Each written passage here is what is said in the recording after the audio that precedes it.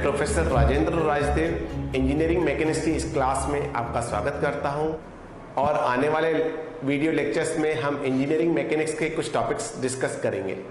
Engineering सर्वे classes के बाद आज हम शुरू कर रहे हैं इंजीनियरिंग मैकेनिक्स क्लासेस। अगर अभी तक आपने हमारे channel daily innovations for life को सब्सक्राइब नहीं किया है तो सब्सक्राइब कीजिए और अगर वीडियो पसंद आते हैं तो लाइक जरूर कीजिए और अपने दोस्तों के साथ शेयर कीजिए।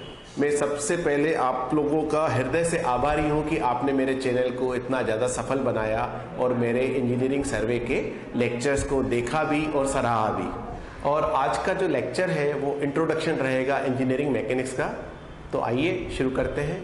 अभी आपने जो सर्वे के लेक्चर्स देखे तो फर्स्ट अभी हमारा जो आरजीपीवी का नया सिलेबस आया है उसके हिसाब से सर्वे के साथ साथ उन्होंने इंजीनियरिंग मैकेनिक्स भी जोड़ दिया है। अब हमको ये पूरा सिलेबस कवर करने के लिए हमको इसके साथ इंजीनियरिंग मैकेनिक्स की क्लासेस भी शुरू करना पड़ेंगी। तो आज से हम इंजीनियरिंग मैकेनिक्स की क्लासेस शुरू करते हैं। आज से जो भी मेरे वीडियो लेक्चर्स बनेंगे इंजीनियरिंग मैकेनिक्स के ऊपर बनेंगे और मेरा पूरा प्रयास रहेगा कि जिस प्रकार से आप लोगों ने सर्वेइंग की क्लासेस को सराहा है उसी प्रकार से आप इंजीनियरिंग मैकेनिक्स की क्लासेस को भी सराहेंगे। और दोनों को मिलकर जब आप वीडियो लेक्चर्स मेरे दोनों देखेंगे, सर्वेइंग के और इंजीनियरिंग मैकेनिक्स के, तो आप पाएंगे कि दोनों को मिलके ही आपका basic civil engineering and engineering mechanics का सिलेबस कवर हो पाएगा। अच्छा, इसमें एक दूसरी सबसे बड़ी बात क्या है कि जो हमारा पहला सर्वेइंग के लेक्चर्स थे वो सिर्फ सिविल इंजीनियरिंग ब्रांचेस के लिए होते थे। अब जो बेसिक सिविल इंजीनियरिंग और इंजीनियरिंग मैकेनिक्स है ये वाला सब्जेक्ट सारी ब्रांचेस में कॉमन है। अब चाहे आपका कोई साथी कंप्यूटर साइंस इंजीनियरिंग का हो या वो चाहे ईसी ब्रांच का हो, चाहे वो ईएक्स ब्रांच का हो, चाहे वो मैकेनिकल ब्रांच का हो, सबके लिए ये मेरे सर्वेइंग के लेक्चर्स और इंजीनियरिंग मैकेनिक्स के लेक्चर्स बहुत ही ज्यादा उपयोगी साबित होंगे। इसलिए मैं आपसे निवेदन करता हूं कि आप मेरे सारे लेक्चर्स देखें भी और अपनी अदर ब्रांचेस, सिविल ब्रांचेस के अलावा जो अदर ब्रांचेस में आपके जो फ्रेंड्स हैं उनके साथ शेयर करें। तो शुरू करते हैं हम इंजीनियरिंग मैकेनिक्स की पहली क्लास। तो इंजीनियरिंग मैकेनिक्स में सबसे पहला चैप्टर हमारा आता है कि इंजीनियरिंग मैकेनिक्स है क्या।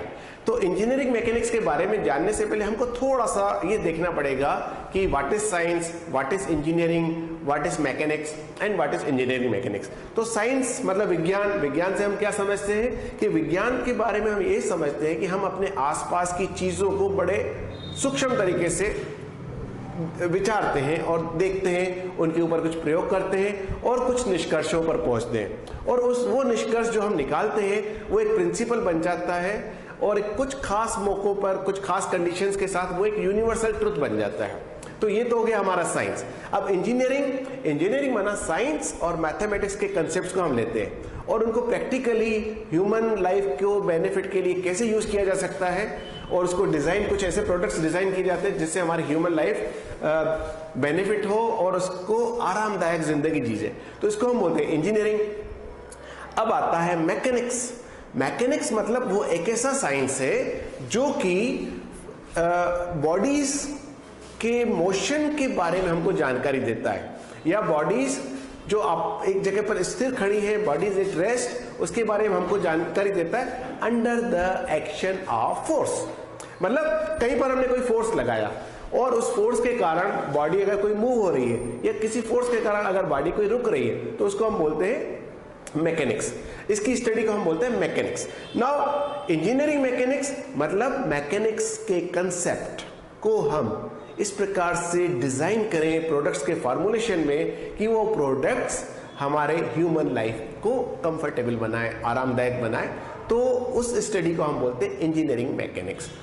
ना इंजीनियरिंग मैकेनिक्स बेसिकली दो टाइप की रहती है, एक स्टैटिक, दूसरी डायनामिक। स्टैटिक इंजीनियरिंग मैकेनिक्स ऐसी बॉडीज के बारे में हमको बताती है जो कि रेस्ट पर है, मतलब जो चलायमान नहीं है या जो गतिमान नहीं है।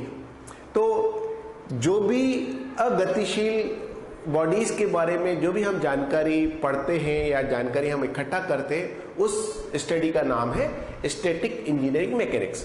और डायनामिक जो बॉडीज मोशन में रहती है under the action of force और not under the action of force, दोनों ही प्रकार की जो स्टडी रहती है वो कहलाती है डायनामिक्स। और डायनामिक्स के अगेन दो पार्ट हैं, एक काइनेटिक्स, दूसरी काइनामेटिक्स। ना काइनामेटिक्स ऐसी स्टडी को बोलेंगे या ऐसी इंजीनियरिंग मैकेनिक्स को बोलेंगे जो टाइम स्पेस रिलेशनशिप के बारे में हमको कोई जानकारी देती है। टाइम स्पेस रिलेशनशिप मतलब स्पीड ऑफ द व्हीकल, यानी जिसमें फोर्स का कोई भी उल्लेख नहीं रहता है। और काइनेटिक इंजीनियरिंग मैकेनिक्स हमको ऐसी बॉडीज के बारे में हमको जानकारी देती है कि जिनके बारे में जिसमें फोर्स का इंक्लूजन होता है। अगर फोर्स के इन्फ्लुएंस में कोई बॉडी मूव कर रही है या फोर्स के इन्फ्लुएंस में कोई बॉडी रोल कर रही है, उसकी स्टडी का नाम हम बोलते हैं काइनेटिक्स इंजीनियरिंग मैकेनिक्स। अब चूंकि इंजीनियरिंग मैकेनिक्स ज्यादातर हमको फोर्स के बारे में पढ़ाई करना पड़ता है, तो सबसे पहले हमको पता रहना चाहिए कि फोर्स क्या। फोर्स का मतलब रहता है कि एक ऐसा बल जिसकी वजह से कोई चलायमान वस्तु रुक जाए या रुकी हुई वस्तु चल जाए, तो इसको हम बोलते हैं फोर्स। इसको अगर डिफाइन करना चाहे इंग्लिश में तो एन एजेंट विच प्रोड्यूसेस और tends to produce a motion और डिस्ट्रॉयज और tends to destroys a motion. तो mathematically force is equal to mass into acceleration. Force का यूनिट होता है न्यूटन या केजी फोर्स।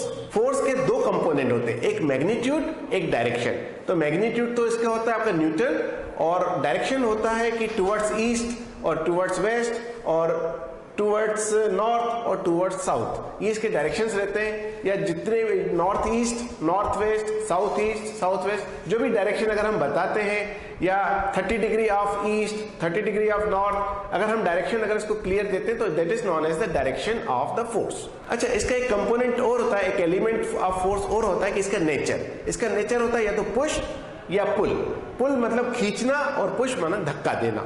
अगर हम किसी भी चीज को धक्का देकर गतिशील कर रहे हैं या धक्का देकर रोक रहे हैं तो उसको हम बोलेंगे पुश, और अगर किसी को खींचकर रोक रहे हैं या खींचकर चला रहे हैं तो उसको हम बोलेंगे पुल।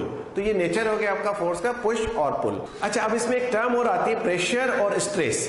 मैथमेटिकली प्रेशर और स्ट्रेस एक ही बात है। प्रेशर का मतलब भी होता है force per unit area, stress का मतलब भी होता है फोर्स पर यूनिट एरिया। लेकिन थोड़ी सरलता के लिए हम ऐसा बोल सकते हैं कि फ्लूइड्स यानी कि लिक्विड और गैसेस जो भी स्ट्रेस प्रोड्यूस करती है उसको हम प्रेशर बोलते हैं, और सॉलिड बॉडी को ऊपर जो भी फोर्स एक्ट होता है वो उसको या तो कंप्रेस करता है या टेंस करता है या उसको खींचता है या दबाता है या तनाव में लाता है, उसको हम बोलते हैं स्ट्रेस। तो force per unit area is equal to stress and force per unit area is equal to pressure. अब ये फोर्सेस जो हैं इनका सिस्टम ऑफ फोर्स रहता है। अब या तो ये सिस्टम ऑफ फोर्स में कोप्लेनर रह सकते हैं, कॉनकरेंट रह सकते हैं, कोलिनियर रह सकते हैं, पैरेलल रह सकते हैं, और या इन सबका आपस में कॉम्बिनेशन भी हो सकता है। तो अभी हमारे पास जो फर्स्ट ईयर का कोर्स है उसके हिसाब से अभी हम ज्यादातर कोप्लेनर फोर्सेस के बारे में, अभी हम फर्स्ट ईयर के हिसाब से कोप्लेनर फोर्सेस के बारे में ही हम ज्यादा बातें करेंगे, और ज्यादातर न्यूमेरिकल्स हमारे कोप्लेनर फोर्सेस के ऊपर ही डिपेंड रहेंगे, तो हम उस पर ज्यादा फोकस करेंगे। तो सबसे पहले आता है कोप्लेनर फोर्स।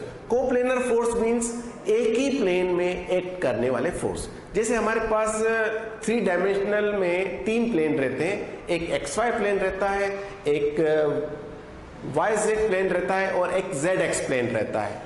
अगर हमारा फोर्स किसी एक ही प्लेन यानी XY प्लेन में एक्ट कर रहा है या YZ प्लेन में एक्ट कर रहा है या ZX प्लेन में एक्ट कर रहा है तो उसको हम बोलेंगे कोप्लेनर फोर्स। अब आता है कोलिनियर फोर्स। कोलिनियर फोर्स का मतलब रहता है कि अगर कोई भी फोर्सेस जो है वो एक ही लाइन में एक्ट करे, मतलब दोनों का लाइन ऑफ एक्शन जो है वो एक ही रहेगी, एक के पीछे एक के पीछे एक, इस प्रकार से अगर हम कोई बोलेंगे तो इसको हम बोलेंगे कोलिनियर फोर्स। अगर आप इसका एग्जांपल देखना चाहें तो जैसे अगर अपनी एक ट्रेन चल रही है, अब ट्रेन चल रही है तो उसमें इंजन आगे चल रहा है, उसके पीछे फिर डब्बे चल रहे हैं, तो ट्रेन और डब्बे को अपन मान के चले कि बहुत सारे फोर्सेस एक लाइन से चल रहे हैं, तो इन सारे फोर्सेस को हम बोलेंगे कोलिनियर फोर्स। अब आते हैं कॉनकरेंट फोर्स। कॉनकरेंट फोर्सेस का मतलब रहता है कि बहुत सारे फोर्सेस किसी एक ही पॉइंट पर एक्ट करें। जैसे आपने कभी मैग्नीफाइंग ग्लासेस से सन रेज को आपने कहीं पर फोकस करके देखा होगा, तो वो सारे के सारे जो आपका इलेक्ट्रिकल एनर्जी फोर्सेस है वो एक ही पॉइंट पे एक्ट करने लगते हैं। उसी प्रकार से अगर हम बहुत सारे फोर्सेस एक ही पॉइंट पर एक्ट करें या बहुत सारे लोग मिलकर किसी एक चीज को धक्का दें या बहुत सारे मिलकर एक ही चीज को खींचें, तो इसको हम बोलेंगे कॉनकरेंट फोर्सेस। अब पैरेलल फोर्सेस यानी कोई भी फोर्सेस आपस में कहीं पर भी एक दूसरे से मिले नहीं, जैसे रेल की दो पटरियां आपस में कहीं पर भी नहीं मिलती हैं, नदी के दो किनारे आपस में कहीं पर भी नहीं मिलते, तो उनको हम बोलते हैं पैरेलल। इसी प्रकार से अगर दो फोर्स चले, भले उनका डायरेक्शन अपोजिट भी हो, लेकिन अगर वो आपस में कहीं पर भी एक दूसरे से कोइंसाइड नहीं कर रहे हैं, तो उनको हम बोलेंगे पैरेलल फोर्सेस। अब हम बात करेंगे इनके कॉम्बिनेशंस के बारे में। तो पहला कॉम्बिनेशन आता है कोप्लेनर कॉनकरेंट, यानी कोप्लेनर कॉनकरेंट फोर्सेस हम उनको बोलेंगे जो है तो एक ही प्लेन में लेकिन एक ही पॉइंट पर भी एक्ट कर रहे हैं। इसके बाद हमारा कॉम्बिनेशन आता है कोप्लेनर नॉन कॉनकरेंट फोर्सेस। अब कोप्लेनर नॉन कॉनकरेंट फोर्सेस में दो प्रकार बनते हैं, एक कोप्लेनर नॉन कॉनकरेंट पैरेलल, एक coplanar non concurrent non parallel. तो coplanar non concurrent parallel force यानी एक ही प्लेन पे तो एक्ट कर रहे हैं और सारे फोर्सेस एक दूसरे के पैरेलल हैं। Coplanar non concurrent non parallel forces का मतलब एक ही प्लेन पे तो एक्ट कर रहे हैं लेकिन वो एक दूसरे एक पॉइंट पे भी नहीं है और एक दूसरे